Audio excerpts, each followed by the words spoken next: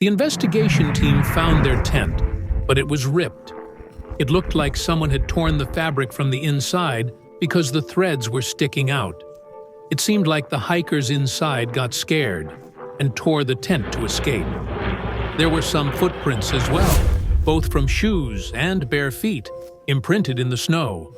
They also found a camera belonging to the hikers with some strange photographs on it. Despite thorough criminal investigations and daily entries in the logbook, this case hasn't been solved for the past 65 years. This is the story. On the morning of January 23, 1959, a hiking team of 10 people caught a train and headed towards the Ural mountain range in Siberia. The group included 8 guys and 2 girls, with Igor Dyatlov as their leader. They kept a journal to record their daily experiences. During the train ride, Igor made an entry in the journal that translated to, "I'm surprised at this trip." Over the next few days, the group traveled by train, bus, truck, and horseback. Eventually, one of them started feeling unwell during a hike while skiing and decided to turn back, while the other 9 continued on with the hike. These are the moments captured in photos when Yuri was saying goodbye to his 9 friends. Little did he know that this would be the last time he would see them. The group of 9 kept their journey going through the snowy valleys, along with their diaries and cameras. They started documenting every moment using photos and entries, and everything they wrote so far seemed pretty normal. On February 1st, they reached the bottom of a mountain that the locals call the Mountain of the Dead. They spent the whole day climbing it and finally decided to set up camp just a few meters before the summit. These are the last few pictures they got from their camera, and the last entry in the register translated says, "Hundreds from human settlements." It's hard to imagine this kind of peace on the mountains with strong winds, even from kilometers away. Everything that happened was recorded, but what happened after that is anyone's guess. They had planned to be gone for a total of 16 days, and they left telling their friends and family that they would let them know they were okay via telegraph when they got back down. The anxiety was rising among their relatives and friends because 15 days had already passed of the 16-day trip, and there was still no news from the group leader or any of the members. Finally, a group of searchers was formed to find the lost hikers in the camp on the mountain, and they succeeded on February 26th. Just looking at the camp, it was clear that something truly terrible had happened here.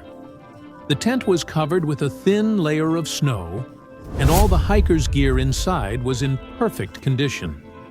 However, the fabric of the tent had been ripped from the inside with a knife. It felt like something went horribly wrong inside the tent, forcing them to tear it open and escape. The next day, they started searching the area for the missing hikers. Near the opening of the torn tent, there were some footprints in the snow leading down the mountain. These footprints showed evidence of both shoes and bare feet. It's worth noting that calm, steady walking tends to create more distinct prints, but the investigation team found normal footsteps here, not long strides. The footprints were visible in the snow for about 500 meters, but then they just disappeared, probably covered up by the snow that fell later. The investigation team is looking into these footprints. They kept moving in that direction, and after a while, they reached a cedar tree. There, they found the remains of an extinct campfire, along with the frozen bodies of Yuri Krivonchenko and Yuri Doroshenko. It took them the next 2 months to find the bodies of the 9 hikers. The first 2 hikers were barely dressed. They had no jackets, no pants, no gloves, hats, or shoes. Nothing that would help them survive in the freezing cold. They were only wearing lightweight shirts and long underwear. When checked against the weather archives, it was revealed it was extreme cold for someone to survive. When they died, the temperature was around minus 30 degrees Celsius, but they were dressed as if it were summer. It's strange because there were also some odd marks on a nearby cedar tree. Its branches were broken about 5 meters up, as if someone had tried to climb it in the dark to save themselves. The next 3 hikers' bodies were also found buried in the snow between the tent and the cedar tree.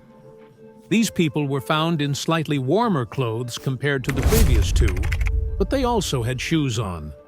The hikers weren't wearing any gloves and were heading towards the tent, moving up from the forest, but they gave up halfway and didn't make it. Their bodies showed some signs of trauma, but doctors said all 5 died from hypothermia, which is when you lose all your body heat from being in the cold for too long. The last 4 hikers' bodies were found under a rock in the forest, exactly 75 meters in the opposite direction from that cedar tree. 3 people were seriously injured. 1 had a split head, and 2 had broken ribs. The medical examiner thinks these injuries couldn't be caused by an attack from a person or an animal. They believe that these individuals fell from a height. An animal attack was mentioned because 2 of them had their eyes popped out, and the girl was missing her tongue. The most shocking thing was that 2 t-shirts and a pair of pants found at the crime scene had radioactive material on them. Initially, the investigation was focused on this aspect, thinking maybe someone has been killed here. It's a murder. But on May 28th, the criminal case was closed because there was no evidence to show that it was murder or that they attacked each other. So what really happened to these 9 people? What's the deal with tearing open the tent and rushing out? Was there such an emergency that they had to cut their way out? Whatever that emergency was, it disappeared the moment they stepped out, because there were no footprints indicating they ran. It's like they just left the tent. As soon as they stepped outside, the danger seemed to fade away, and they started walking more relaxed. According to the official report, 6 out of the 9 hikers died from hypothermia. But looking at their condition, it was hard to believe that they died from the cold. The case had already received international coverage, and families of the hikers, along with many others, began to voice their concerns against the hypothermia story from the Soviet Union.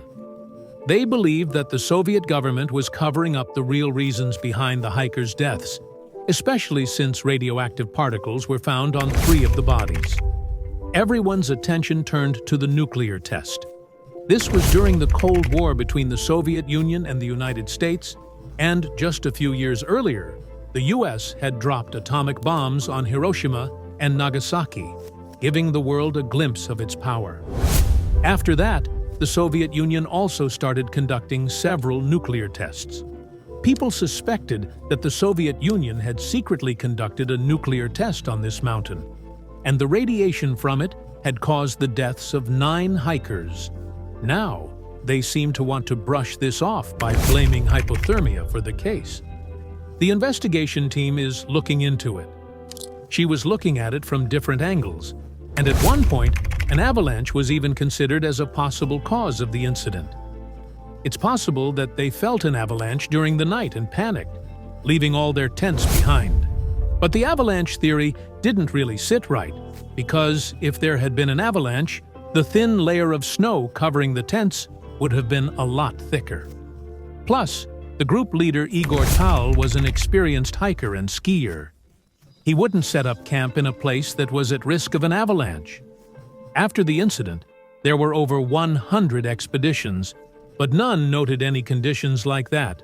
The conditions on the mountain can definitely get dangerous and lead to avalanches, especially in April and May when the snow is melting. But the 9 hikers went in February when those conditions weren't present.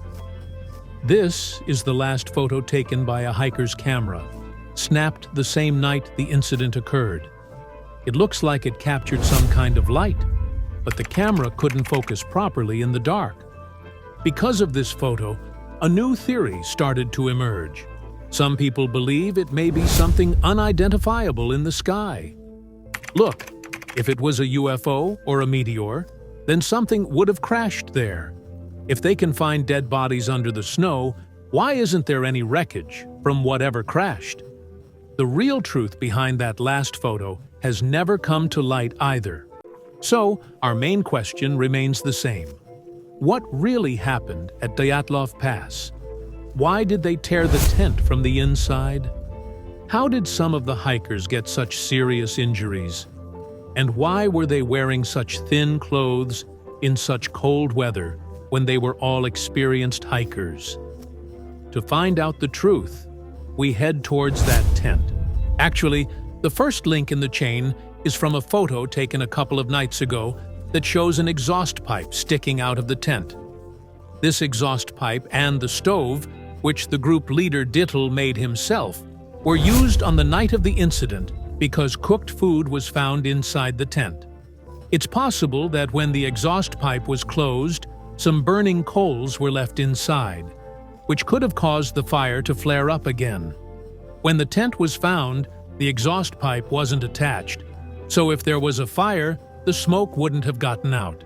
Instead of going outside, he was just hanging out inside, which started making it hard for the hikers inside to breathe. That seems to be the main reason why they couldn't control the smoke and ended up ripping the tent to get out. There's even evidence to back this up because they found burns on the hikers' bodies and clothes, and some of them were even bleeding from the mouth. Just to let you know, one reason for coughing up blood can be inhaling a ton of unfiltered smoke. Once they got outside, they were able to walk out slowly. They started looking for shelter after some hiking without warm clothes. They already knew a place for shelter, so they went down by the trees and started a bonfire. There were some old coals from the last fire, along with the cedar trees that the investment team had seen. 4 hikers, who were dressed a bit warmer, went deeper into the woods to look for firewood.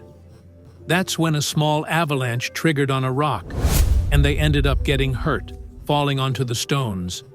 They got some pretty serious injuries. One guy's head was messed up, and another had broken ribs. She went, and then internal bleeding started in her chest. 2 hikers, who were wearing minimal clothing, were right by the cedar tree. The remaining 3 hikers, exhausted, made their way back toward the tent, but ended up freezing in place. Meanwhile, the 2 hikers sitting by the bonfire also froze and perished due to the dying fire. As for the radioactive particles, just so you know, everything has a little bit of radioactivity. But these clothes were way too radioactive. One of the group members, Alexander Kolovali, worked at a nuclear facility, and George Cree was working at a top-secret Soviet nuclear production plant. The radioactive clothes found belonged to those 2 hikers, while everyone else's clothes contained normal levels of radioactive elements. It's possible that the hikers, who were missing body parts, were attacked by wild animals while they were injured and fighting for their lives. It's been 65 years since that incident. Out of the group of 10 members, only Yuri Den survived, as he had to leave the expedition due to health issues. He passed away naturally at the age of 76 on April 27, 2013. I hope you all like and share this video. Thank you so much for your love-filled comments. See you in the next amazing video.